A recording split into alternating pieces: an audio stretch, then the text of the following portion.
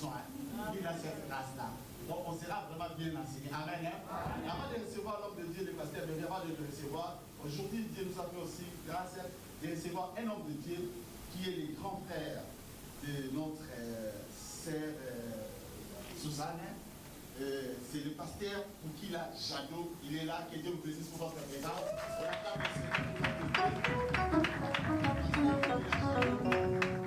Que Dieu vous bénisse, l'homme de Dieu. Merci pour votre présence. Que Dieu vous bénisse. Sans plus tarder, nous allons recevoir l'homme de Dieu, le pasteur de vie. On acclame le Seigneur.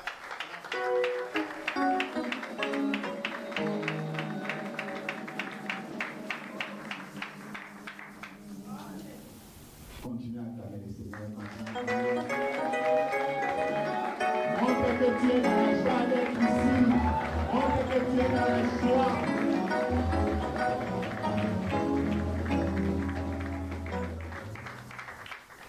Gloire à Dieu.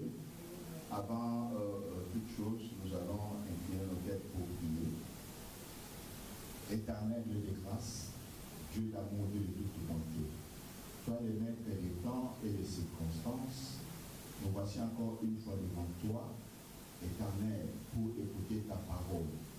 Celle-là même qui a créé toutes choses. Rien de ce qui n'a été créé, rien n'a été créé sans elle. Père, je sais que ce midi, cette parole va encore créer des choses dans nos vies. Voilà pourquoi nous voulons la recevoir avec foi et qu'elle puisse agir en nous avec puissance et grâce. Au nom de Jésus, nous avons ici que nous disons Amen. Amen. On acclame le Seigneur, on peut s'asseoir. Gloire à Dieu. Avant de commencer, j'aimerais remercier cette église qui ne cesse jamais de m'ouvrir ses portes. Et l'homme de Dieu l'a dit, désormais, nous ne sommes plus des étrangers. Nous nous connaissons, nous sommes tous enfants de la maison. Et j'ai béni le Seigneur, la manière dont cette église est en train de progresser. Cela n'est pas facile. Vous évoluez dans un terrain très compliqué. Mais Dieu fait grâce. L'œuvre de Dieu continue à évoluer et nous disons gloire au Seigneur. Amen. Je remercie donc l'homme de Dieu, l'évangéliste Madi, pour la confiance qu'il ne cesse de renouveler à notre personne, ainsi que toute son équipe dirigeante. Je vois les pasteurs Justin et tous les anciens, ainsi de suite. Et je voudrais aussi remercier vous qui êtes assis, ici présents, parce que sans vous, l'Église n'existe pas. Amen. Voilà pourquoi je vais vous appeler à vous acclamer pour vous-même. Acclamez-vous. Faites-le avec fierté. Gloire à Dieu. Que le Seigneur vous bénisse.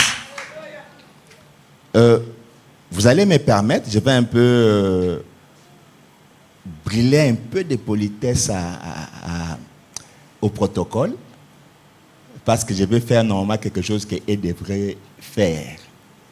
Et permettez-moi, c'est une question qui m'a toujours été posée, surtout dans les temps passés.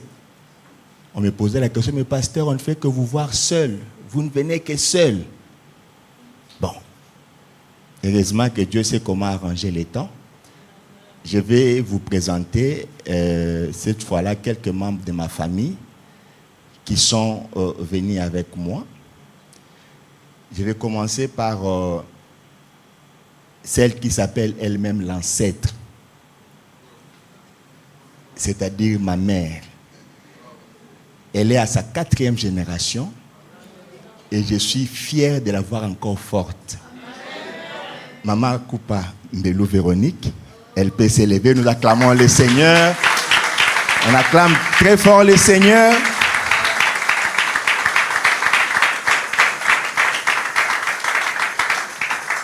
Donc, elle est là avec nous. Et ne vous étonnez pas. Vous savez, maman, vous pouvez vous mettre. Mettez-vous. Vous savez, quand vous voyez les musiciens vous disent non. Permettez-moi parfois de grignoter un peu de lingala. Désolé pour ceux qui ne comprennent pas, je vais traduire. Les musiciens vous disent toujours, biso musique est à makila. Et banana koko na biso. Donc, c'est-à-dire que nous, la musique là, c'est dans le sang, c'est inné. Ça vient de nos aïeux, de nos ancêtres. Eh bien, moi aussi dans ma famille, je suis fier de dire que servir Dieu, ça vient de nos aïeux. Parce que mon grand-père, qui est le père de ma mère, et pour qui je porte le nom, c'était un pasteur. Et voilà qu'il est en train de continuer parce que sa fille elle-même, elle est diaconesse, là où elle sert Dieu.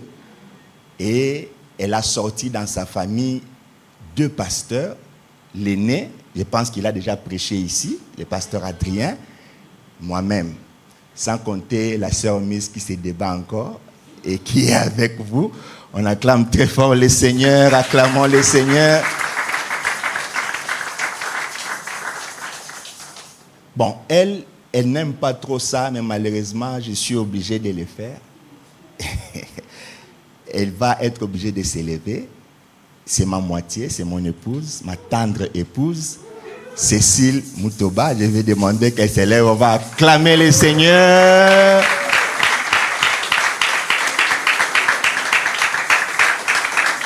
Voilà. C'est elle qui partage ma vie depuis un certain temps. Depuis que ma mère m'a permis d'aller m'installer ailleurs, c'est avec elle que je partage ma vie. Elle est la maman de plusieurs enfants. Mets-toi. Elle est la maman de plusieurs enfants. Entre autres, celui qu'il porte entre ses mains. Les autres, je pense qu'ils sont à l'Ecodim. C'est une famille nombreuse, au sens français. Et malheureusement, ils ne sont pas encore là. Je voulais vous présenter aussi les enfants du pasteur Adrien qui sont avec nous ici. Mais je vois qu'ils ne sont pas encore là.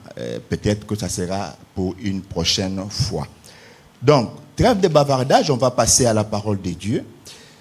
Et je vais nous inviter, je pense que j'aurai un lecteur de la Bible. Je vais nous inviter à lire la parole de Dieu dans Habakkuk, le 2e verset, on s'élève, oui. On prend le 2e chapitre du 1er au 3e verset. Habakkuk. C'est un passage que nous connaissons. Pour les lecteurs de la Bible, ce n'est pas du nouveau. Qui nous aide à la lecture? Voilà. Habakkuk 2, 1 à 3. J'aimerais que l'on soit très attentif. Nous lisons Habakkuk 2, 1 à 3. J'étais à mon poste et je me tenais sur la tour. Je veillais pour voir ce que l'Éternel me dirait. Est-ce que je répliquerai après ma plainte? L'Éternel m'adressa la parole et il dit: écris la prophétie, grave-la sur les tables, afin qu'on la lise couramment. Car c'est une prophétie dont le temps est déjà fixé. Elle marche vers son terme et elle ne mentira pas. Si elle tarde, attends-la, car elle s'accomplira certainement. Reprenez ça, juste la dernière phrase là. Car oui, elle s'accomplira et s'accomplira certainement. Acclamons fort la parole du Seigneur. On peut s'asseoir, mettons-nous. Elle s'accomplira et elle s'accomplira certainement. Nous sommes en France et nous sommes en train de parler français. Elle s'accomplira certainement. Qu'est-ce qui s'accomplira certainement? C'est la prophétie que le Seigneur a donnée à son serviteur Habakkuk, qui était au poste et qui était en train de chercher la face de Dieu. Chose que vous faites aussi de temps à autre. Et je suis sûr que le Seigneur, comme avec Habakkuk, vous a déjà parlé. Même pas directement par vous-même, même par ses serviteurs, même à travers des prophéties, des songes, des visions, des révélations, le Seigneur vous a parlé. Donc vous détenez tel que vous êtes là une promesse de la part de Dieu. Et le Seigneur est venu me dire et m'a envoyé de vous dire que cette promesse-là, que cette prophétie-là, retenez-la bien parce qu'elle va s'accomplir et elle s'accomplira certainement. Donc, notre thème de ce jour, c'est la montre et les calendriers. Malheureusement, je n'ai pas de calendrier ici, mais au moins j'ai une montre. La montre et les calendriers. Bien-aimés, vous savez, je lisais encore la parole de Dieu parce que nous sommes dans la mouvance du retour de Christ. Je vais vous raconter quand même une blague, de mauvais goût bien sûr, mais qui devra nous interpeller et qui rentrera dans le cadre de la prêche d'aujourd'hui. Vous savez, moi, je suis natif d'un quartier chaud, je voulais dire une commune chaude de Kinshasa, en République démocratique du Congo, qui est la commune de Matete, connue pour beaucoup de choses, et banditisme urbain, il y a eu des sportifs et tout ça, parmi lesquels les plus célèbres, pour ceux qui connaissent, c'est le fameux Edingwe, mort il y a quelque temps. Et il est natif de Matete. À un moment donné, il a habité un quartier voisin du mien. Et donc, voilà. Alors, qu'est-ce que la blague racontait? Oh non, depuis que Jésus a dit qu'il revient, il ne revient jamais. Il revient bientôt là de Jésus, il ne reviendra jamais. Vous savez pourquoi? Parce que dans les temps là, il y avait seulement des gens comme les Barabbas et autres. Mais aujourd'hui, nous avons les gens comme les Bouddha et les Wallace. Nous, les anciens des Zaïre, là, nous connaissons ces gens-là. Les Bouddha et les Wallace, c'est-à-dire des vrais gangsters, des vrais brigands qui, quand ils t'attrapent, là, tu pleures. Ce ne sont pas comme des blagues d'aujourd'hui de Koulouna, non. Et c'était, quand tu le croises, c'est la mort certaine. Et donc, cette blague-là disait que non, comme il y a ces gens-là, le Seigneur ne peut pas revenir. C'est une blague de très mauvais goût. Mais c'est des choses qui se sont racontées. Pourquoi j'ai dit ça? Parce que ça doit nous interpeller. Peut-être que vous avez déjà entendu ça quelque part. Ah, vous savez, le Jésus revient bientôt là. C'est quel bientôt? Le bientôt de Jésus. Oui. Les gens en parlent avec raillerie et moquerie. Ça ne commence pas d'aujourd'hui. On lira un passage dans la Bible qui reprend ça. Et qui rappelle que le Seigneur va revenir. Parce que il a fait la promesse. Bien-aimés, rentrons, on va revenir sur cette promesse du Seigneur. On parle de cette prophétie. Cette prophétie que le Seigneur a donnée à son serviteur, Habakkuk, qui était au poste. Le contenu, on ne connaît pas. Mais seulement le Seigneur demande à Habakkuk de bien retenir cette prophétie-là, parce que au temps marqué, au temps fixé, elle va s'accomplir, et le Seigneur le dit avec certitude qu'elle s'accomplira, et elle s'accomplira certainement. Mais il y a un problème, bien-aimé, dans le Seigneur.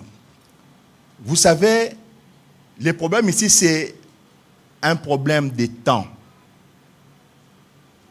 Le problème de temps qui se pose, et ça fait que l'homme et Dieu n'ont pas la même compréhension du temps. Pourquoi? Parce que nous n'avons pas les mêmes repères. J'aime cette église parce qu'il y a à la fois une symbiose de la jeunesse et des adultes. Parfois, quand j'introduis certaines notions scientifiques, les jeunes comprennent mieux. En physique, quand on parle de repères, ils savent de quoi il s'agit. Donc, entre l'homme et Dieu, il n'y a pas les mêmes repères du temps. Voilà pourquoi c'est une notion très compliquée, la notion du temps. Ce n'est pas une notion facile. Et Dieu lui-même, dans sa parole, il nous demande, il dit, rachetez le temps car les jours sont mauvais. Et les Américains, après avoir réfléchi dans le monde anglo-saxon, ils disent que le temps, c'est quoi? C'est de l'argent. Bien-aimé, c'est une ressource très, très précieuse et très compliquée. Voilà pourquoi j'aimerais que les jeunes ici présents, tous les adolescents ici présents, soyez bien attentifs car ce message vous concerne en premier lieu. Amen. Je vais attendre un amen bien. Amen. Oui, bien-aimé dans le Seigneur. Ce message vous concerne en premier lieu. Parce que, voyez-vous, Nous, on commence déjà à grandir, à prendre un peu de l'âge. Je vous ai présenté quelqu'un qui est déjà à sa 4e génération. Mais quand vous allez auprès d'elle, elle va vous dire que mes enfants, attention avec les temps. C'est-à-dire quand elle était encore, elle avait des projets, elle faisait des choses. Mais après, là, elle commence à regarder, elle se dit, mais j'aurais pu faire. Oui, j'aurais pu. Mais le temps est déjà comment? Passé. Vous, vous en avez encore. Ne gaspillez pas cette ressource. Utilisez-la à bon escient. Et vous allez voir comment le Seigneur va vous bénir. On va lire la parole de Dieu dans les livres des psaumes. D'abord, psaume 39, le verset 4e, et psaume 90, le verset 12e. 39, 4 et 90, 12. Psaume 39, 4. Mon cœur brûlait au-dedans de moi, un feu intérieur me consumait, et la parole est venue sur ma langue. Psaume 80. Jusqu'à combien? 39, allez-y jusqu'à 5. 5. C'est plutôt dans 5 que nous allons retrouver ce que nous cherchons. Éternel, dis-moi quel est le terme de ma vie, quelle est la mesure de mes jours, Voilà. que je sache combien je suis fragile. Donc, le psalmiste demande ici que le Seigneur lui dise quelque chose à propos de ces jours. Parce que le temps est compliqué. Nous ne le maîtrisons pas comme on pense. Et écoutez ce que 90, 12 nous dit. Toujours les livres des psaumes. 90, le 12e verset. Voilà. Enseigne-nous à bien compter nos jours, afin que nous appliquions notre cœur à la sagesse. Amen. Voilà. Le psalmiste a fait 2 demandes au Seigneur. La première demande, c'est que le Seigneur lui dise à propos de ces jours. Quand vous allez lire Psaume 39, vous allez vous rendre compte que le psalmiste se posait la question sur la condition de l'homme sur la terre, pour savoir combien de temps l'homme peut vivre sous le soleil. Et c'est comme ça qu'il demande au Seigneur de lui apprendre le nombre de ses jours, qu'il les fixe. Et ayant compris que la notion de temps est compliquée, il demande au Seigneur de l'enseigner. Oui, vous et moi avons besoin que le Seigneur nous enseigne à propos du temps. Parce que la plupart des fois, nous l'avons mal utilisé, parce que nous n'avons jamais compris à quoi il sert. Regardez, j'ai essayé de faire quelques recherches à propos du temps, et vous allez voir que la définition du temps n'est pas fixe. Il y a un philosophe, je ne vais pas dire des bêtises sur son nom, je ne sais pas si c'est Auguste Comte ou qui, mais c'est un positiviste, ça au moins j'en suis sûr. Il parlait de la relativité du temps. C'est-à-dire que le temps, il est très relatif. Il n'est pas ce que nous pensons qu'il est. Regardez, lorsque on attend, le temps devient lent. Quand vous êtes dans une attente là, le temps devient très lent. Vous avez comme l'impression que ça ne roule pas. Et quand vous êtes en retard, ça change. Ça devient très rapide. Vous avez comme l'impression que les minutes s'écoulent. On dirait que la vitesse a décuplé. Et quand vous êtes triste, le temps est pratiquement mortel. Vous avez comme l'impression que le temps n'aurait même pas dû exister. Quand vous êtes heureux, on parle de quoi? Courte joie. C'est-à-dire que le temps est court. Le temps de votre joie, souvent, ça ne traîne pas trop. Quand vous souffrez, le temps semble être infini. C'est pourquoi quelqu'un dit, jusqu'à combien de temps durera ma souffrance? Quand vous souffrez, le temps semble être infini. Et quand vous vous ennuyez, le temps est tout simplement long. Avec la nuit, on a comme l'impression que le temps ne se termine jamais. Donc vous comprenez que c'est vraiment pas l'horloge qui détermine le temps. C'est les circonstances, c'est vos sentiments, c'est ce que vous êtes en train de vivre qui en réalité détermine le temps. Voilà pourquoi le psalmiste demande, Seigneur, apprends-nous à compter nos jours. Parce que nous avons compris que non, la notion de temps, nous ne maîtrisons pas. C'est une notion compliquée. Et voilà pourquoi nous avons besoin que le Seigneur nous enseigne par rapport au temps. Oui, parce que le Seigneur vit une réalité, nous vivons une autre. C'est pourquoi il dit lui-même quelque part dans sa parole que tel l'Orient est éloigné de l'Occident, telles mes pensées sont éloignées de vos pensées. C'est-à-dire que nous ne vivons pas les mêmes réalités, nous et le Seigneur. Quand on parle des temps, la manière dont vous concevez le temps avec sa relativité, avec toutes les circonstances, ce n'est pas la même manière que Dieu. Ça semble être très différent. Et vous allez comprendre avec moi. La Bible le dit.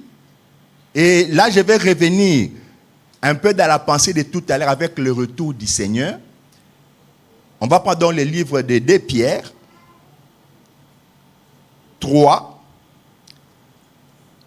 2 Pierre 3, on va nous lire à partir du 4e verset jusqu'au 8e. 2 Pierre 3.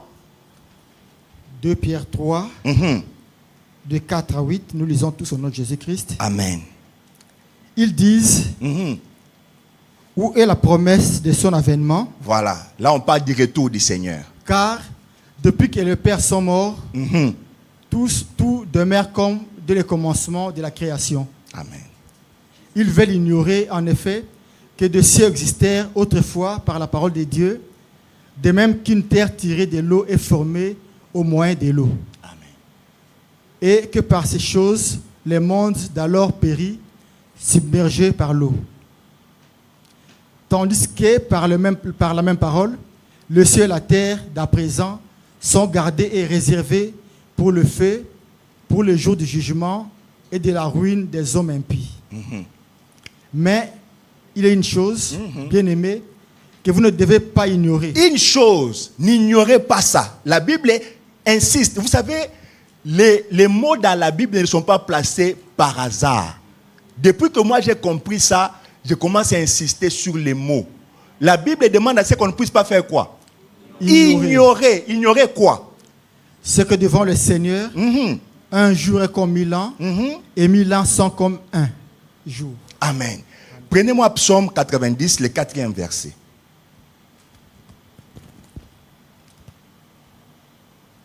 Psaume 90.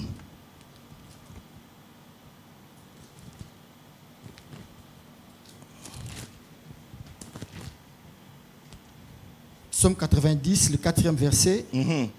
Car 1000 ans sont à tes yeux comme un jour d'hier, quand il n'est plus, comme une veille de la nuit. Amen. Voilà, bien-aimés dans le Seigneur, la différence entre nous et le Seigneur. C'est-à-dire que pour lui, un jour est égal à 1000 ans. Et 1000 ans sont comme un jour. Et la Bible renforce encore dans le livre de Psaumes pour dire que pour lui, 1000 ans, c'est comme le jour d'hier. Donc, comprenez par là que nous n'avons pas du tout, mais alors pas du tout, les mêmes repères que Dieu. Je vais alors t'amener dans une autre notion que certainement tu as déjà entendue, que certainement tu as déjà suivi, peut-être du haut de cette chair ou ailleurs. C'est la notion de chronos et de kairos. Deux notions qui, chez les Grecs, voulaient désigner le temps, mais le temps de manière différente. Le chronos, c'est ce qu'on appelle le temps continu, le temps que vous et moi sommes en train de vivre. Nous dormons, nous nous réveillons, nous comptons un jour. Ici, pendant les cultes, nous savons que et le culte dure, je ne sais pas, 2 heures ou 2 heures et demie ou 3 heures, et nous comptons 1 heure, 2 heures, 60 minutes, ainsi. Ça, c'est le chronos. Et d'ailleurs, c'est ce qui a donné son nom au chrono, les fameux instruments qu'on utilise pour compter les temps. Mais il y a d'autre part les kairos. Ça, c'est les temps divins. Ce temps-là, il n'est pas continu. Ce temps-là, il est marqué par une certaine différence. Nous les définissons comme étant les temps que Dieu utilise pour intervenir dans l'homme. Parce qu'au fait, il y a une vérité que vous devez retenir, que Dieu n'est pas dans les temps. C'est ça tout le problème. Dieu, il est éternel. Il n'est pas dans les temps. Et même pour créer l'humanité, il était obligé d'entrer dans les temps. Il a créé l'humanité pendant 6 jours et le 7e jour, il est revenu dans son repos, dans son éternité. Ce qui fait que on n'a pas le même repère. Dieu peut te dire que je t'ai béni dans une semaine. Une semaine égale à combien? 7 jours. Et pour Dieu, ça peut représenter combien? 7000 ans. Vous vous rendez compte? Donc quand Dieu dit, je vais vous bénir dans une semaine, toi tu te mets à prier, Seigneur, j'attends dans une semaine. Alors que pour Dieu, 7000 ans. Qui va survivre ici pendant 7 ans? Bien aimé, c'est compliqué. Voilà pourquoi pour Dieu, il n'y a que l'instant présent qui compte. Beaucoup de gens n'ont pas compris pourquoi est-ce qu'il avait répondu à Moïse que va leur dire que je m'appelle comment? Je suis. Parce que pour Dieu, l'instant passé, l'instant présent et le futur ne représentent que son présent. Il est là, dans le temps, il continue. Les gens passent, mais lui, il demeure parce qu'il est éternel. Voilà pourquoi nous n'avons pas du tout la même notion de temps. Et c'est ce qui complique les choses. Parce que lorsque Dieu fait la promesse, et cette promesse-là, bien aimé dans le Seigneur, on a comme l'impression que cela traîne. Et d'ailleurs, chez nous, au Congo, dans une des langues, vous allez entendre, il y a un adage qui dit Oh, Yanzambe Salakanini, et Oumelaka. Et ça rentre même dans la tête de certains enfants de Dieu que nous sommes. Que, je suis venu te dire que non, Yanzambe et Oumelaka, Dieu dit une chose et il l'accomplit. Pourquoi? Pour une seule raison. Parce qu'il a les moyens de sa politique. Dieu, quand il dit une chose, il sait comment cela va arriver. Parce qu'il en a les moyens. Il n'est pas... Moi, je peux être là. Parce que vous savez, nous, les parents, les enfants, nous voient comme des héros, des champions. Pour les enfants, leurs parents, c'est les plus forts, c'est les plus beaux, c'est les plus tout. Donc, quand vous êtes là, ils peuvent venir. Papa, j'ai besoin que tu m'achètes l'aile d'avion. Mais tu dois aussi jouer ton rôle. Ne lui dis pas que non, je ne peux pas. Tu lui dis oui. Attends ma chérie, tu n'as pas encore l'âge, tu sais. Quand tu vas atteindre 15 ans, je verrai comment te trouver le fuselage. C'est comme ça que ça s'appelle, l'aile d'avion. Je verrai comment te trouver ça. Et là, il est content ou elle est contente. Oui, papa m'a promis, il va m'acheter l'aile d'avion. Mais moi, je sais que je n'ai pas ce moyen. Mais quand Dieu te promet, il te dit quelque chose, il le réalise certainement. Parce qu'il en a les moyens, il n'est pas comme vous et moi. Et voilà pourquoi, bien aimé dans le Seigneur, les hommes pensent que non, ça traîne. Ça traîne. Non, il n'y a rien qui traîne. Nous n'avons pas les mêmes repères entre nous et Dieu. Écoutez ce que Daniel nous dit. Daniel 20. Et plutôt Daniel 2. Daniel 2, 20 à 22. Écoutez. 20 à 22.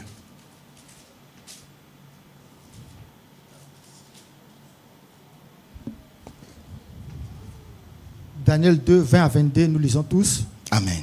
Daniel prit la parole Mhm. et dit: Béni soit le nom de Dieu, d'éternité en éternité. À lui appartiennent la sagesse et la force. Amen. C'est lui qui change les temps et les circonstances, Mhm. qui renverse et qui établit le roi, Mhm. qui donne la sagesse aux sages et la science à ceux qui ont de l'intelligence. Mhm. Il révèle ce qui est profond et caché. Il connaît ce qui est dans les ténèbres et la lumière demeure avec lui. Amen. Ce que j'ai aimé dans ce passage, c'est qu'on nous dit que c'est lui qui fait quoi? Il change les temps et les circonstances. Parce qu'il en est maître. Nous disons que notre Dieu est le maître des temps et des circonstances. Et il les change comme il veut. Daniel va plus loin pour dire que c'est lui qui établit les rois. Il donne la sagesse aux sages et la science à ceux qui ont de l'intelligence. Donc voilà, bien aimé dans le Seigneur, Dieu peut changer à sa guise les temps et les circonstances. Vous allez lire dans la Bible, la plupart des fois, vous allez remarquer que la plupart des événements que le Seigneur a réalisés, on l'a rappelé. Ou on va vous dire que Dieu se souvient. Mais je me pose bien la question, est-ce que quand on dit que Dieu se souvient, c'est-à-dire quoi? Il a des pertes de mémoire? Dieu est atteint d'Alzheimer? Je ne pense pas. Bien aimé, il y a des subtilités qu'il faut comprendre dans la parole de Dieu. Voilà pourquoi il y a des choses qu'il faut déclencher avec Dieu. Avec Dieu, certaines choses ne sont pas nécessairement automatiques. Parce que Dieu veut nous associer. Dieu, c'est un Père responsable. Il nous apprend aussi le sens de la responsabilité. Il veut que quand tu as quelque chose, parce que chez Dieu, rien n'est gratuit. Retenez-le. Même la grâce, notre église s'appelle Église la grâce. Même la grâce, elle n'est pas gratuite. Il y a toujours un petit critérium que Dieu applique pour donner la grâce ou faire grâce à quelqu'un. Et donc, Dieu fait ça pour t'associer. Pour que tu ne voies pas que tu es venu comme ça par hasard. Il veut t'associer. Voilà pourquoi par moment, Dieu veut qu'on lui rappelle. Dieu veut qu'on lui touche. Il peut avoir fait une promesse, mais il attend un rappel. Et en ce moment-là, vous allez voir, on dit Dieu se souvient. Et donc, bien aimé dans le Seigneur, dans le livre de Daniel, on nous fait voir qu'il est le maître des temps et des circonstances. Et un peu plus loin, peut-être qu'on va lire à la maison, il y a un autre prophète, l'Ecclésiaste, qui nous dit, ça on va lire à la maison, peut-être on va nous afficher, Ecclésiaste 3:11, nous dit quelque chose de très bien. Parce que souvent, nous les hommes, on ne comprend pas certaines choses. On est toujours pressé. Oh non, Dieu avait promis. Oh non, mais ça traîne, ainsi de suite. La Bible nous dit dans ce livre-là d'Ecclésiaste 3:11 que Dieu fait chaque chose bonne en son temps. C'est-à-dire qu'il n'a jamais été en retard, il n'a jamais été en avance, il fait quelque chose, comme on dit ici, pile poil. C'est-à-dire qu'au bon moment, c'est un vrai coach. Vous voyez par exemple dans les matchs de football pour les amateurs de football, vous allez voir un coach là, il a gardé quelqu'un là jusqu'à la 89e minute. Et dès qu'il le fait entrer, c'est celui-là qui va marquer le but de la victoire. Donc, c'est-à-dire qu'au bon moment, il entre, il marque, et puis le match fait quoi? Prend fin. C'est ça notre Dieu. Il fait chaque chose bonne en son temps. Et il n'a jamais été en retard, il n'a jamais été en avance. Ça, c'est dans ta tête. C'est dans ta notion de relativité de temps que tu penses que non, j'ai maintenant 50 ans, je ne suis pas encore marié, je suis en retard. Qui a dit? Et c'est en fonction de quoi ce retard-là? Parce que moi, dans ma vie, j'ai vu à 60 ans, 70 ans, les gens en train de se marier. Ça, ce sont des expériences vécues, vivantes. Et dans la Bible, toi qui vas dire que non, j'ai maintenant 50 ans, 55 ans, je n'ai pas encore d'enfant, je vais entrer en ménopause.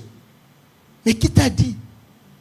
Parce que j'ai vu dans la Bible quelqu'un doublement ménopausé, mais qui a eu à avoir un enfant. Le retard, c'est par rapport à quoi? C'est par rapport à qui? C'est quoi ton repère? Bien aimé, moi, mon repère, c'est Dieu. Ce qu'il me dit, c'est ce que j'écoute et c'est ce que j'attends. Quand il me dit, cette prophétie, elle va s'accomplir, elle s'accomplira certainement, j'attends jusqu'à ce qu'elle s'accomplisse. Parce que c'est Dieu qui a parlé, ce n'est pas un homme. La Bible dit dans le livre de Romains 3-4 que je pense, il dit que tout homme soit reconnu comme un menteur et Dieu seul comme un véridique. La vérité sort de la bouche de Dieu. Quand il dit quelque chose, il l'accomplit.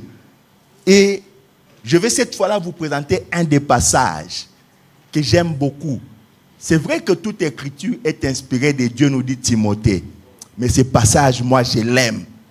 Quand j'ai des soucis, des difficultés, je m'accroche. Je m'accroche à ce passage. Il est dans Ecclésiaste 9, le 11e verset.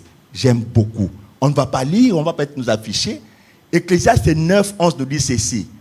Non, la guerre n'est pas aux vaillants, ni le pain au plus fort.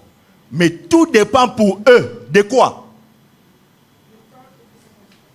Des temps et des circonstances. Et ça, j'aime beaucoup. Tout dépend pour eux des temps et des circonstances. La course n'est point aux agiles. Non. Pour gagner une course, ça ne demande pas l'agilité. Pour avoir du pain, ça ne demande pas d'être sage. Mais tout dépend des temps et des circonstances. Or, Daniel nous a dit, c'est qui le maître des temps et des circonstances? C'est notre Dieu. Ça dit que quelque part, c'est lui qui détermine. Pareil à Marie. Là également, on va nous afficher, mais on ne va pas lire. Dans le livre de Luc, les premiers chapitres, je pense 33 ou 34, l'ange dit au Seigneur, et plutôt à Marie, que tu es bénie et que tu auras un enfant. Marie lui pose une question. J'aime que cette partie-là. Il dit, comment cela se fera-t-il? Je t'interdis de poser cette question au nom de Jésus. Parce que le maître des temps et des circonstances, lui-même, il sait qu'est-ce qu'il va faire. Voilà pourquoi le général syrien était étonné. Quand le prophète Élisée apparaît, il dit, demain, à cette même heure, les gens vont acheter à bas prix les produits, les denrées de première nécessité. Le monsieur, il dit, même quand Dieu ouvrira les ciels, pareille chose n'arrivera jamais. Parce qu'il ne savait pas à qui il avait affaire. Il ne savait pas que c'est le maître des temps et des circonstances qui parlait. Parce que dans sa tête, il s'est posé la question. Même si on se disait qu'on va dans tous les champs des Syriens, on commence à planter, même si ce sont les OGM, ça ne sera pas possible. Parce que le temps que ça ne puisse pousser, il faudrait qu'on ait le temps de pouvoir préparer, de faire tout ce qu'il faut, le raffinage, pour qu'on ait de l'huile, de la farine. Donc, un jour, c'est impossible. Mais il ne savait pas que nous avons notre Dieu. Par la puissance et par la force, il réalise des choses. Et cela était arrivé et le peuple était dans la joie. Mais lui, les Syriens, n'avait pas participé à cette joie-là parce qu'il a douté de la parole du Seigneur. Je vais demander à quelqu'un ce midi de ne pas douter un seul instant d'une prophétie du Seigneur. Amen. Bien-aimé dans le Seigneur, c'est que Dieu dit, nous l'avons vu dans le livre de Romains, ça reste l'unique et la seule vérité. L'unique et la seule vérité. Mais rentrons un peu dans ce que disent les gens. Pourquoi ça tarde? Pourquoi le Seigneur ne revient pas? Dans le livre de 2 Pierre 3, à partir du 4e verset, Dieu nous donne la réponse. Il dit non, ça ne tarde pas. Il veut seulement donner du temps à ceux qui sont encore incrédules de pouvoir se convertir. Parce que le jour de sa colère sera un grand jour, le jour du jugement. Alors il ne veut pas que nombreux puissent périr. Voilà pourquoi il use des patiences. Voilà pourquoi il avait fait la promesse, mais il use encore des patiences. Et les gens, même dans les temps-là, ils se mettaient dans la moquerie, dans la raillerie pour dire que non, voilà, depuis tout ce temps, on nous a dit qu'il va revenir, la promesse de son avènement, mais il ne revient jamais. Alors que Dieu a de bonnes raisons. Laisse-moi te dire que si aujourd'hui, une promesse que tu as reçue de la part de Dieu traîne encore à s'accomplir, Dieu a de bonnes raisons. Dis à ton voisin, Dieu a de bonnes raisons. Répète, lui dit que ça ne traîne pas. Dieu a des bonnes raisons. Oui, bien-aimé dans le Seigneur, ça ne traîne pas. Le Seigneur a des bonnes raisons. Mais je vais choquer quelqu'un. Ça, je le sais. Je vais choquer quelqu'un. Parce que dans la Bible, nous avons encore des gens que la Bible appelle les héros de la foi. Là également, on va nous afficher, peut-être on ne lira pas, mais la Bible nous dit quelque chose. Quand j'ai lu, ça m'a fait mal. La Bible nous dit, certains d'entre eux ont salué de loin les promesses de Dieu. Amen. Hébreux 11, 3. La Bible dit, après avoir cité un certain nombre d'héros, on nous dit que certains d'entre eux ont salué de loin les promesses de Dieu sans qu'ils ne les vivent. C'est pourquoi ce matin, ce midi, je me lève étant que prophète de Dieu. Je dis que ça ne sera pas ton cas au nom de Jésus. Tu ne salueras pas les promesses de Dieu au loin. Toi, tu vas les palper. Toi, tu les vivras parce que ton Dieu est vivant. Parce qu'il veut que tu sois dans la joie. Oui, bien-aimé dans le Seigneur, c'est vrai, les héros de la foi, certains, ils n'ont pas touché des mains leurs promesses. Mais ce qui me réjouit dans ces passages-là, oui, fait des choses visibles. Allons-y, prenons le quatrième. Le quatrième, il dit quoi?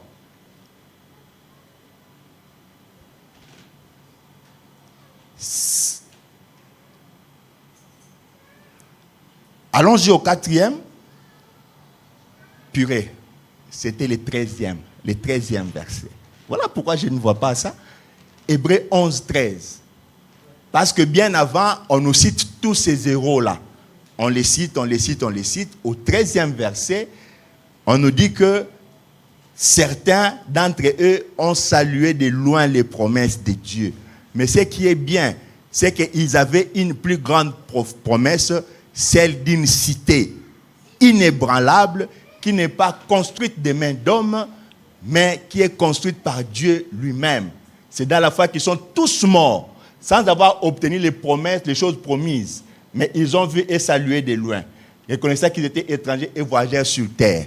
Après, vous allez voir, on vous dit, mais ils avaient une espérance d'entrer dans cette cité que l'homme n'a pas construite. Oui, bien-aimés, les héros de la foi, parmi eux, certains ont salué de loin. Mais pour toi, bien-aimé dans le Seigneur, ce n'est pas ça. Toi, tu vas vivre la main de Dieu. Parce que tu as une promesse dont le temps est déjà marqué. Cette promesse-là va s'accomplir et elle s'accomplira certainement. Oui, bien-aimé dans le Seigneur, c'est vrai, Dieu t'a parlé. C'est vrai, tu as eu à entendre des choses. C'est vrai, les hommes de Dieu sont passés ici, ils t'ont dit des choses. Certaines se sont réalisées, d'autres peut-être non. Tu attends, tu espères, tu penses vivre la main de ces dieux-là. Mais jusque-là, ça semble traîner. Laissez-moi vous dire que non, il n'y a rien qui traîne. Vous savez, avec Dieu, parfois il y a certains mécanismes qu'il faudra utiliser pour le réveiller, pour réveiller sa mémoire, pour que Dieu se souvienne encore. Parce que nous ne sommes pas dans le même repère de temps. Peut-être qu'il t'a parlé de 2 ans. Peut-être qu'il t'a parlé de 3 ans. Alors que la Bible nous dit que non, pour Dieu, 1000 ans égale à un jour égale à 1000 ans. Vous allez lire peut-être à la maison le livre de Nombre 23, où on nous parle d'un temps marqué. Oui, c'est vrai, le temps peut être marqué, mais Dieu étant dans son repère, il ne tourne pas comme toi. Peut-être qu'il t'avait promis quelque chose, lui qu'il pense que cela va être réalisé dans 7000 ans, qui représente 7 jours, et toi tu attends aujourd'hui. Voilà pourquoi je suis venu, étant qu'homme de Dieu, engageant mon sacerdoce pour prier ce Dieu-là et lui demander quelque chose. Mais avant de faire cette déclaration-là, je veux qu'on lise. Ça sera le dernier passage. Jean 2, la lecture elle est longue. La lecture elle est longue. Il s'agit des noces de Canaan. On va lire ça et on va clôturer par là. Jean 2, 1 à 11. Soyez patients et attentifs et écoutez. Jean 2. Il y a des enseignements importants qu'on va retirer de ces passages-là. 3 jours après, il y eut des noces à Cana en Galilée. La mère de Jésus était là. Elle était présente. Et Jésus fut aussi invité aux noces avec ses disciples. Le vin ayant manqué, la mère de Jésus lui dit, ils n'ont plus de vin. Ils n'ont plus de vin. Faites côté mawa, côté pitopale, il n'y a plus de vin. Le vin, Jésus lui répondit, ça sert à la joie dans une fête. Et il n'y en avait plus. Jésus lui répondit, femme, qu'y a-t-il entre moi et toi? Mon heure n'est pas encore venue. Répétez ça. Juste la dernière partie. Mon heure n'est pas encore venue. Mon heure n'est pas encore venue. Continuez. Sa mère dit au serviteur, faites ce qu'il vous dira. Bolanda était faite. Or, il y avait là 6 vases de pierre destinés aux purifications des Juifs et contenant chacun 2 ou 3 mesures. Je pense qu'on peut même s'arrêter là. Le plus important, on a lu. On va lire la suite à la maison parce que la lecture, elle est longue. Ce sont les éléments du début là qui m'ont intéressé. Bien aimé, c'est-à-dire que quelque part, c'est comme dans ta vie. Je disais tout à l'heure en faisant un commentaire que le vin servait à la joie, à la gaieté dans une fête. Et la mère de Jésus, Marie, était très attentive. Elle a remarqué qu'on a servi, il n'y avait plus de vin. Et elle savait qu'elle avait quelqu'un de prodigieux, pas comme les autres, parce qu'elle l'a vu plusieurs fois à l'œuvre. Alors elle s'approche, elle dit qu'ils n'ont plus de vin. Elle pensait qu'elle s'adressait à son fils. Mais le Seigneur a pris sa place de Dieu. Il lui répond, il dit, femme, qu'y a-t-il entre moi et toi? Mon heure n'est pas encore arrivée. Oui, c'est vrai. Seigneur, ton heure n'est pas encore arrivée. Mais il va quand même voir les serviteurs. Il leur dit, faites ce qu'il fera quoi? Il vous dira, oui, c'est midi. Je suis aussi venu comme Marie, c'est-à-dire une servante ou un serviteur auprès de son maître. Je viens dire au Seigneur que oui, je sais Dieu Tout-Puissant, que pour toi, quand tu m'as dit que tu vas me bénir dans 2 ans, c'est vrai, cela peut arriver. Mais selon la présence de Dieu, ça peut être en 2099. Qui sera là? En 2099, même le bébé qui s'est levé tout à l'heure là, peut-être s'il est encore vigoureux, il aura 70 ans. En 2099. Et que feras-tu, toi, de cette promesse qui s'accomplira en 2099? C'est pourquoi, ce midi, j'engage mon sacerdoce, étant qu'homme de Dieu, pour appeler toutes ces promesses qui sont au loin, qui s'accomplissent maintenant dans ta vie, dans le nom de Jésus. J'ai dit que tu l'auras, ce que tu attends du Seigneur. J'ai dit que tout ce que Dieu t'a promis, tu vas les avoir. Ça ne sera pas demain, pas après-demain, mais aujourd'hui. Oui, bien-aimé dans le Seigneur, comme avait dit Marie, n'écoutez pas ce qu'il dit, faites ce qu'il va vous dire de faire. Parce que le Seigneur vivant est là. Ce qu'il promet, il réalise.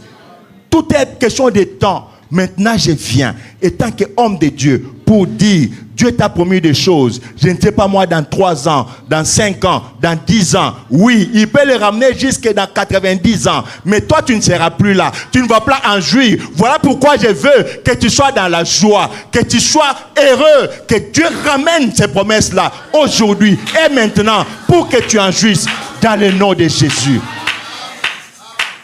Oui, le vin a manqué. Mais le Seigneur est prêt à faire un miracle pour toi ce midi. Parce que tu t'es approché. Laisse-moi te dire que tu es un homme heureux. Tu es une femme heureuse. Parce qu'aujourd'hui, au moins, tu vas palper de ses mains. Ça ne sera pas demain, ça ne sera pas après-demain, mais c'est maintenant. Pour que ta joie soit parfaite. Pour que tu saches que tu as un Dieu. Oui, cette promesse-là, ça ne sera plus dans 50 ans, ça ne sera plus dans 60 ans. Dis-moi aujourd'hui, si tu te maries quand tu as 90 ans, qu'est-ce que tu vas faire du mariage? Qu'est-ce que tu feras du mariage? Dis-moi aujourd'hui, quand on va te faire signer un CDI, alors qu'il te reste 3 ans pour aller en retraite, comment tu vas en jouir?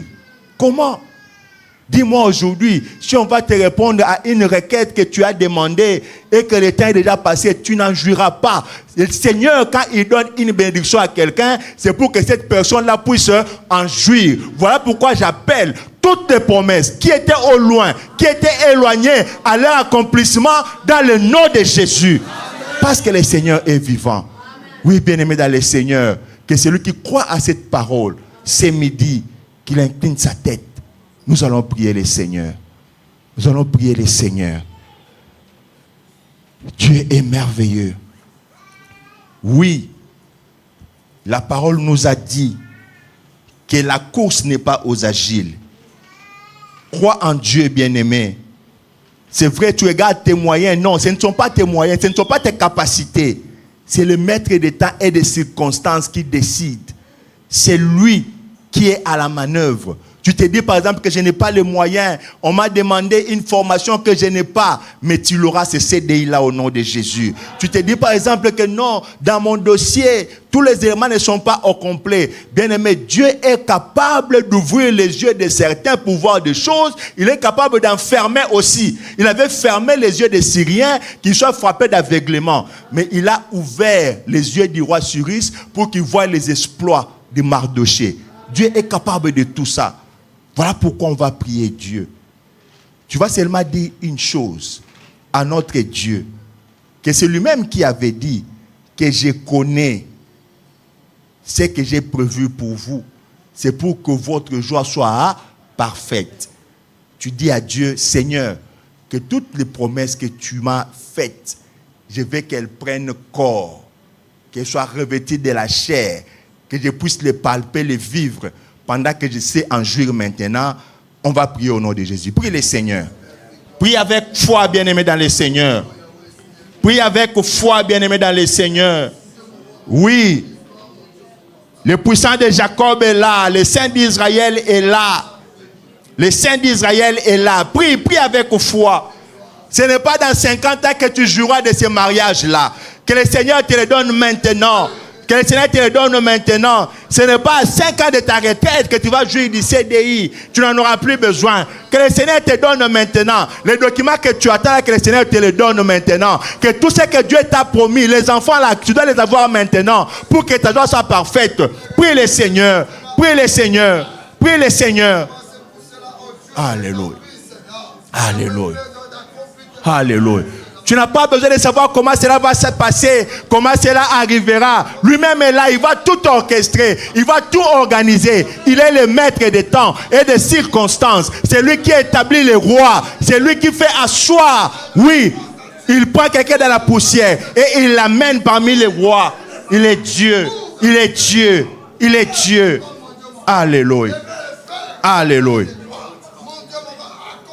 Alléluia. Dans le nom de Jésus. Alléluia. Alléluia.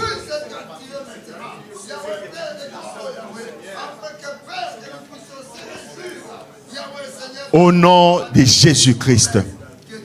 Oui, bien-aimé. On a parlé de la montre et du calendrier. Pourquoi? Parce que ces deux éléments-là, ces deux instruments de temps, ils connaissent le temps de ton élévation. Ils connaissent le temps de ta bénédiction.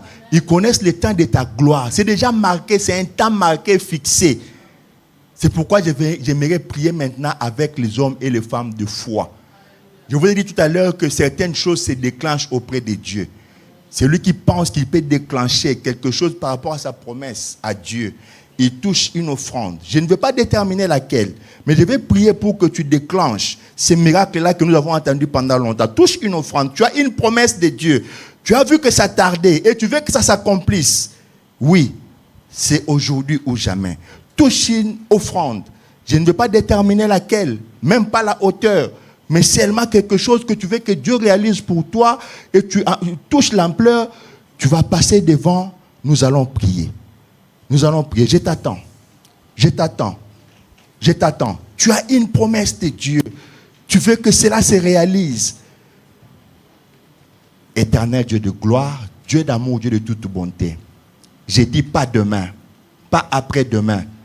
Et tant que ton serviteur, tu m'as envoyé, maintenant, Seigneur, que cette promesse se réalise, qu'elle soit déclenchée dans le nom de Jésus, qu'elle reçoive sa joie et que sa joie soit parfaite au nom de Jésus. Amen. Dieu d'amour, Dieu de toute bonté, tu es puissant. C'est toi le véritable. Tu établis les rois éternels. Chez toi, il n'y a pas de temps. Mais tu es le maître des temps et des circonstances. Rends la joie de ma soeur parfaite. Accomplis ce que tu lui as promis, Seigneur. Pas demain, pas après-demain, mais maintenant, je le déclare tant que ton serviteur, au nom de Jésus. Amen. Dieu de gloire, Dieu d'amour, Dieu de toute bonté. Seigneur, vois cette foi et appelle ces miracles éternels. La promesse que tu as faite, Yahweh, que cela prenne corps dans sa vie, qu'elle te témoigne quand sa joie sera parfaite, au nom de Jésus. Amen. Dieu d'amour, tu avais donné, Yahweh, un cantique nouveau à Anne quand elle a touché de ses mains Samuel. C'était une promesse, mais qui a pris corps. Que la promesse que tu as faite, Seigneur, dans le corps de ma soeur, prenne corps dans le nom de Jésus, qu'elle te glorifie au nom de Jésus. Amen. Dieu de gloire, Dieu d'amour, Dieu de toute bonté. Tu es le maître des temps et des circonstances. Yahweh, toi, tu établis des choses. Tu mets en place le roi et tu détermines le cours des choses. Accomplis ce que tu as éternel promis dans cette vie, un temps marqué. Pas demain, pas après-demain, Seigneur, mais que cela prenne corps et qu'il te glorifie au nom de Jésus. Amen. Dieu de toute puissance, Dieu de toute grâce. Éternel, Yahweh, tu dis, tu connais les promesses que tu as préparées pour nous. Ce sont les projets de bonheur pour que nous ayons de l'avenir et de l'espérance, pour que notre joie soit parfaite. Yahweh, donne parfait la joie de mon bien-aimé, qu'il puisse te glorifier en palpant de ses mains son miracle, au nom de Jésus. Amen. Dieu de grâce, Dieu d'amour, Dieu de toute bonté, Yahweh, aux autres tu disais ta foi t'a sauvé. Je veux que la foi de cet homme les sauve, qu'il reçoive de ses mains ce que tu as promis et qu'il te glorifie au nom de Jésus. Amen. Éternel Dieu de toute puissance, Yahweh, toi qui sais redonner le sourire, tu as donné Isaac qui était un sourire à Sarah, donne un sourire, Yahweh, dans le chef de ma soeur, qu'elle puisse palper de ses mains les promesses que tu as faites dans sa vie et qu'elle te glorifie au nom de Jésus. Amen. Dieu d'amour, Dieu de toute bonté, c'est toi le puissant de Jacob, le saint d'Israël. Tu réalises des promesses éternelles parce que tu es assis sur ton trône et rien ne peut te bouger. Accomplis, Yahweh, dans la vie de ma soeur. Éternel, pas dans 50 ans, pas dans 30 ans, mais qu'elle puisse jouir de cela pendant sa jeunesse, qu'elle te glorifie au nom de Jésus. Amen. Dieu d'amour, Dieu de toute bonté, le puissant de Jacob, le saint d'Israël, Yahweh, que cette foi lui soit imputée à justice comme à Abraham. Qu'elle vive éternelle, ce que tu as promis dans sa vie, le sourire que tu as donné à Sarah, et qu'elle te glorifie au nom de Jésus. Amen. Éternel Dieu d'amour, Dieu de toute bonté, Père, tu as accompli devant Anne des miracles et elle t'a chanté un cantique nouveau. Que cela soit le cas pour ma soeur, qu'elle puisse chanter, Yahweh, dans sa bouche un cantique nouveau pour la seule gloire de ton nom, au nom de Jésus. Amen. Seigneur, j'appelle à l'existence les promesses que tu as faites dans la vie de mon frère et que cela prenne corps et que sa joie soit rendue parfaite au nom de Jésus. Amen. Éternel Dieu de toute grâce, le maître des temps et des circonstances, Seigneur, remue les ciels, remue la terre et accomplis, éternel, ce que tu as promis à mon bien-aimé, qu'il puisse te glorifier au nom de Jésus. Amen. Seigneur, je te prie, pas demain, pas après-demain, mais maintenant même, comme Yahweh, tu avais fait à Canaan, que ma soeur puisse recevoir son miracle au nom de Jésus, que les promesses que tu as faites dans sa vie prennent corps. Yahweh, ce n'est pas dans 50 ans, pas dans 30 ans éternels, mais rends sa joie parfaite au nom de Jésus. Amen.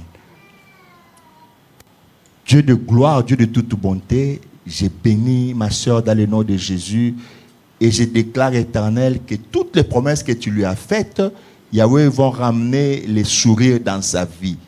Yahweh, que désormais, qu'elle vive une autre tournure dans sa vie et qu'elle te glorifie au nom de Jésus. Amen. Merci, Éternel Dieu de grâce, pour cette vie. Merci pour cette foi. Laisse que, Éternel, tu rendes la joie de ma soeur parfaite et qu'elle vive, Yahweh, ta présence dans sa vie et qu'elle te glorifie en voyant, Seigneur, tout ce que tu auras accompli dans sa vie. Au nom de Jésus, Amen. Éternel, donne parfaire la joie de ma soeur. Qu'elle vive, Éternel des armées, tout ce que tu as fait comme promesse dans sa vie.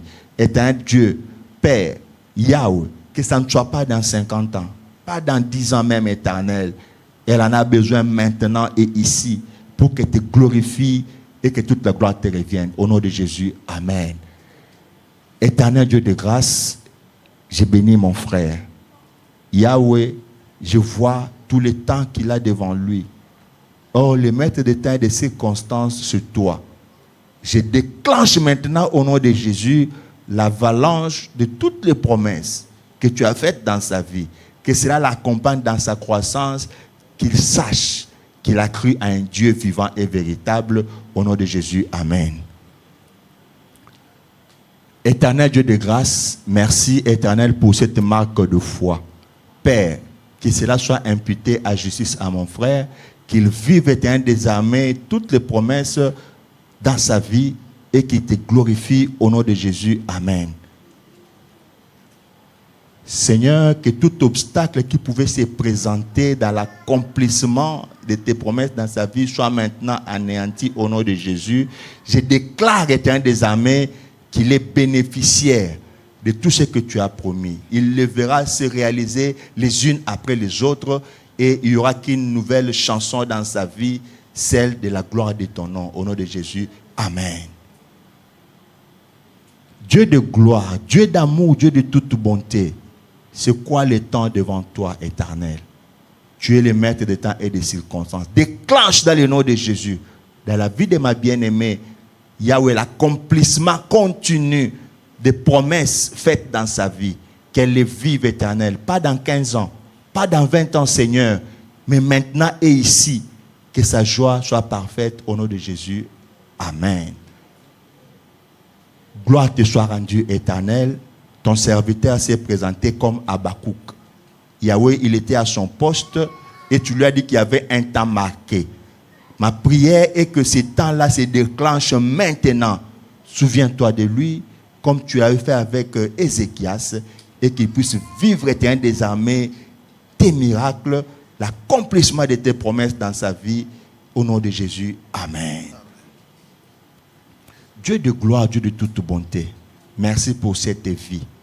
Yahweh, je déclare que toutes les promesses que tu as faites, Yahweh, sur ma bien-aimée, se réalisent les unes après les autres dans le nom de Jésus. Qu'elle puisse les palper. Yahweh, sa bouche s'ouvrira en ces lieux pour te témoigner et pour dire qu'un jour, un homme de Dieu était passé et c'était le déclenchement, Yahweh, des choses nouvelles dans sa vie. Que ce soit un cantique nouveau qu'elle chantera. Au nom de Jésus, Amen. Seigneur, je bénis ta servante au nom de Jésus. Que cette marque de foi lui soit imputée à justice. Éternel, tu as dit, tu connais les projets que tu as pour nous. Yahweh, une chose est vraie, tu dis tout dans ta bouche sauf le mensonge. Alors réalise, Éternel des armées, dans sa vie ce que tu as accompli, Yahweh, en fait que sa joie soit parfaite. Pas demain, pas après-demain, Seigneur, pas dans 10 ans, pas dans 15 ans. Mais Yahweh, donne-là un cantique nouveau pour la seule gloire de ton nom, au nom de Jésus. Amen. Que le Seigneur nous bénisse.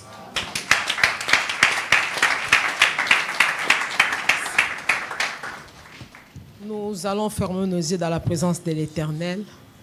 Nous allons dire merci à Yahweh de ce qu'il nous a parlé ce matin. Élevons nos voix, commençons à prier au nom de Jésus. Seigneur, merci, tu as envoyé ta parole.